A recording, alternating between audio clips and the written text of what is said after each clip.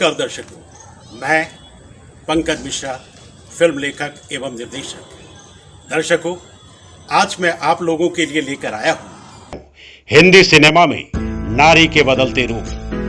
भारत में सिनेमा का जन्म साल 1913 में दादा साहब फाल्के की फिल्म राजा हरिश्चंद्र से हुई। राजा हरिश्चंद्र एक मूक फिल्म थी जिसे 3 मई 1913 को रिलीज किया गया था। इस फिल्म में महिला पात्र तारामती की भूमिका सालुंक नामक पुरुष ने निभाई थी, क्योंकि उस समय सिनेमा में अभिनय करने के लिए किसी युवती का आना संभव नहीं हो सका था। हालांकि दादा साहब फाल्के ने जल्द ही अपनी अगली फिल्म मोहिनी भस्मासुर में पहली बार 2 महिलाओं से अभिनय करवाकर असंभव शब्द को संभव कर दिया।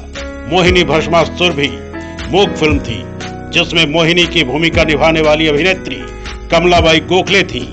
धीरे धीरे फिल्मों में नारियों की उपस्थिति बढ़ती गई और कालिया मर्दन, द्रौपदी वस्त्रहरण, अहिल्या उद्धार, सती पार्वती, सती सावित्री, औरत का बदला जैसे फिल्मों में नारियों ने अपनी अभिनय क्षमता का बेहतरीन परिचय दिया और सिनेमा के माध्यम से नारी के विभिन्न रूप दर्शकों के सामने उभरकर सामने आए।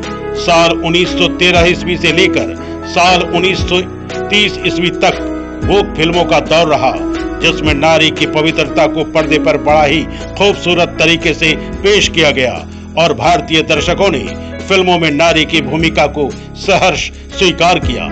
जब साल 1931 में भारतीय सिनेमा की पहली बोलती फिल्म आलम आरा आई, तो दर्शकों ने इसकी कहानी को काफी पसंद किया। आलम आरा प्रेम कथा पर आधारित फिल्म थी। लोगों ने इस फिल्म की अभिनेत्री जुबैदा के किरदार को काफी सराहा। आलम आरा से बोलती फिल्म का दौर शुरू हो चुका था और फिल्मों के माध्यम से नारी के बदलते हुए रूप दर्शकों के सामने आ रहे थे। जहां एक और 1932 में बनी फिल्म गुण सुंदरी में नारी के ऐसे चरित्र को उजागर करने का प्रयास किया गया है, जिसमें वह मुसीबत से लड़ते हुए संयुक्त परिवार को बचाने के लिए जी जान लगा देती है। तो वहीं दूसरी ओर 1935 की जवानी की हवा फिल्म के माध्यम से नारी को पुरानी परंपराओं को तोड़ते हुए परिवार के खिलाफ जाकर अपने प्रेमी के साथ अलग दुनिया बसाते हुए दिखलाया गया है। वक्त के अनुसार सिनेमा के निर्माण के तरीकों में बदलाव आता गया और पौराणिक कथाओं के बाद फिर घर के बाहर की दुनिया पर आधारित फिल्म कथाओं को फिल्मों में शामिल किया जाने लगा। कथा के अनुसार नारी के रूप भी बदलते गए। हंटर वाली फिल्म में नायिका को घोड़े पर दिखाया गया, उसके साहस को उभारा गया। हाथ में कोड़ा लेकर मजबूरों पर अत्याचार करने वालों के खिलाफ लड़ते हुए दिखाया गया।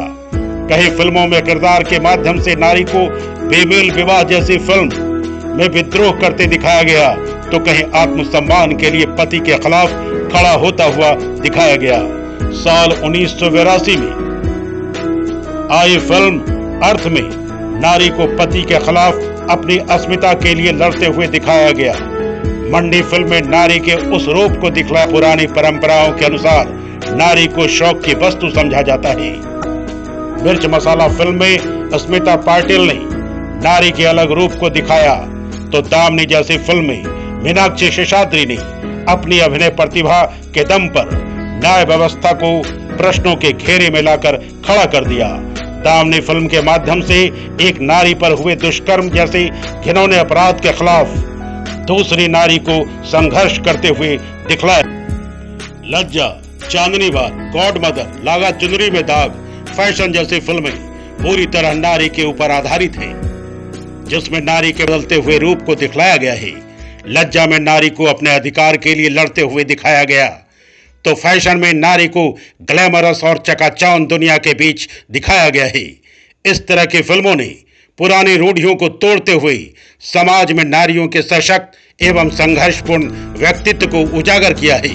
इन फिल्मों को देखने से एक बात तो स्पष्ट हो जाती है कि हमारे भारतीय सिनेमा में नारी के रूप में काफी बदलाव आ चुका है। नारी के पारंपरिक चरित्र को गढ़ने का समय बीत चुका है। अब सिनेमा में नारी केवल माँ, बहन और पत्नी के चरित्र तक सीमित नहीं है। घर में पति, सास, ससुर और ननद की फटकारें और ताने सुन सुनकर चौंका बर्तन करने वाली घरवाली नहीं है। नारी केवल अबला नहीं है, अब तो नारी भारतीय सिनेमा में भी सबला के रूप में नजर आने लगी है। आज की नारी घर से निकलकर अपनी महत्वाकांक्षाओं को नई उड़ान देने लगी है। हाईवे, हंसी तो फंसी, क्वीन जैसी फिल्मों पर अगर गौर किया जाए तो साफ नजर आता है कि किस तरह यह फिल्म वक्त के साथ बदलते हुए जमाने की सोच को समाज के सामने ला रही है। ये तो सत्य है कि सिनेमा समाज का दर्पण है।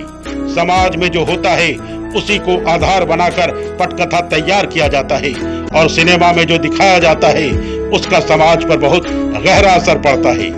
दहेज, कानून, सेना, बाल विवाह जैसे विषयों पर बनी फिल्में इसके उदाहरण हैं। पहले दो तरह की फिल्में बना करती थी। पहली व्यावसायिक सिनेमा को ध्यान में रखकर बनाई जाती थी, जिसमें सिर्फ व्यवसाय को ध्यान में रखा जाता था।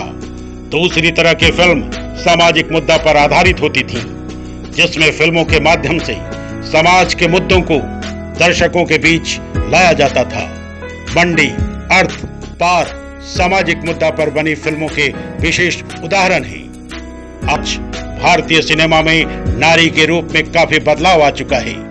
नारी को पौराणिक चरित्र से निकालकर नए चरित्र में ढालने का श्रेय पूरी तरह सिनेमा को जाता है।